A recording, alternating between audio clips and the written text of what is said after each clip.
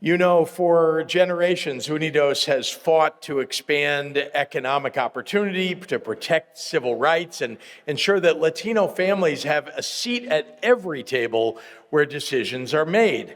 And I'm especially proud of the partnership that we've built with Unidos in Illinois, where we have 27 of your affiliates directly serving the over 2.4 million Latinos that call Illinois home. You know, we have the 5th largest Latino community in America. Very proud of that. And I know it's not much compared to your next governor that you're going to see, Michelle Lujan Grisham, but we're really proud of the folks that make up the communities all across the state of Illinois. Across Chicago and Illinois, families originally from San Juan and from Michoacan and from Jalisco and from Guanajuato and from Central and South America have all worked to build glorious communities like Pilsen and La Vita and Humboldt Park, where Hispanic American pride is on display every single day. In Chicago, we celebrate Hispanic heritage at world-renowned cultural institutions like the National Museum of Mexican Art. Yeah. We also host the National Museum of Puerto Rican Arts and Culture. Because Latinos have helped to write the story of Illinois and, of course, of America. Countless parents working hard to give their children greater opportunities, entrepreneurs building businesses, students pursuing their dreams, all of whom make our communities and our nation stronger. That is why we must create the conditions for everyone to thrive. Affordable housing and healthcare, excellent schools, safe neighborhoods, entrepreneurship, and good jobs. With the help of our local partners and Unidos, I've pursued a policy agenda that has had real results for our Hispanic families. Illinois Latino high school students, I'm very proud of what I'm about to tell you. Illinois Latino high school students now have achieved the highest graduation rate in the history of our state.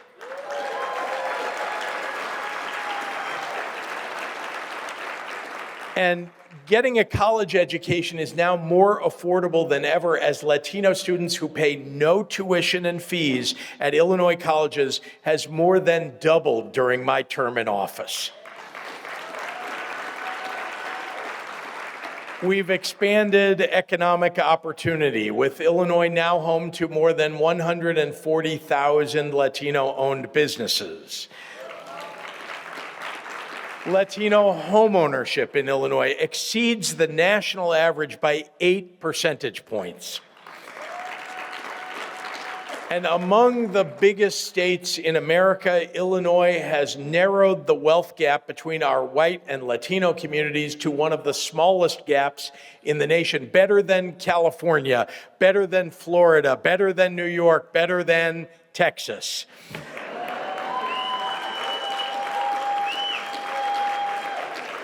And those outcomes don't happen by accident. They happen because advocates like you spoke up, and because Illinois has leadership that listens.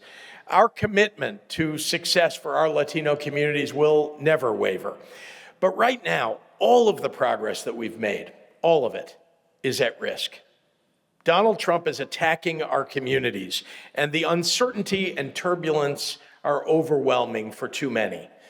Illinoisans experienced profound trauma during Operation Midway Blitz. Before Minneapolis, Trump's masked ICE and CBP agents with assault weapons came to Chicago in unmarked cars, and they wreaked havoc for months in our neighborhoods. And before Renee Good and Alex Preddy were killed, they killed Silverio Villegas Gonzalez, taking his children to daycare. That's all he was doing.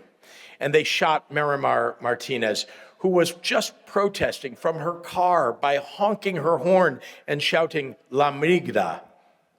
Whether a U.S. citizen, a legal resident, a dreamer, or undocumented, no one No one with brown or black skin, or who spoke with an accent, or whose only language was Spanish, could safely go to work, or attend church, or take their children to school. Our people, especially our children, lived with constant anxiety that an ordinary day could suddenly become life-altering. That isn't public safety. That's a targeted campaign of abuse and terror. Illinois is still dealing with the emotional and the economic fallout of that. Some businesses in La Vita, a thriving Mexican-American neighborhood, reported 50% drops in year-over-year revenue.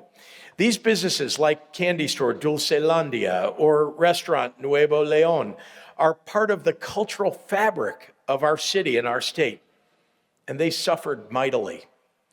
When those ICE raids began, I pledged to the people of Illinois that we would not look away, that we would not stay silent, and we would fight this with everything that we had.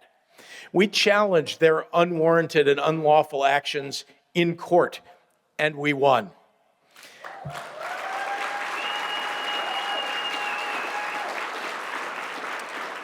And we were the first state in the nation to set up a state-sponsored accountability commission to preserve a public record of the ICE and CBP attacks so that we can pursue true justice and people could get their day in court.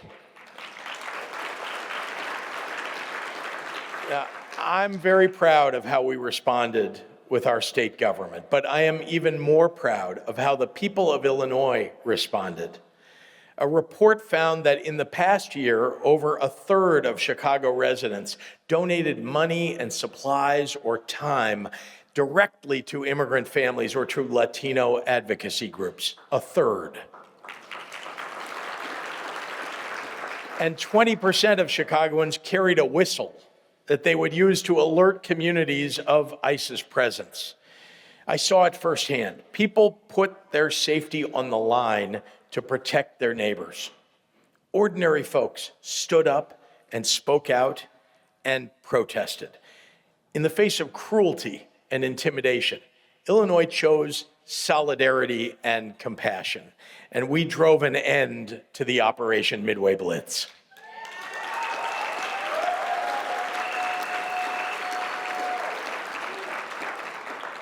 But folks, real damage has been done to our people. Lasting damage. Many mixed status families were torn apart. Children were traumatized. Businesses were diminished. But the resilience of our Latino communities would make you proud. We are rebuilding. We are working to overcome. Latino small business owners, farmers, and entrepreneurs who power major sectors of our economy are forging ahead undaunted. Students, teachers, and caregivers know that our state government stands with them, and Americans, Illinoisans of all stripes, stand in solidarity.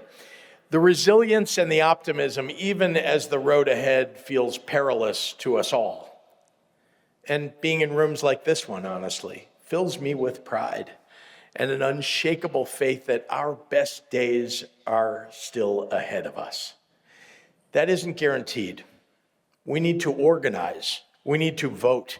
We need to govern with a fighting spirit that, well, like never before. That is what Unidos has always done. Together, we have to stand up, we have to speak out, we have to be loud for America. So I have to ask all of you, are you ready for the fight? Are you ready for the fight? Let's work together to build a stronger and more prosperous and more just America. Thank you all very much for having me here today.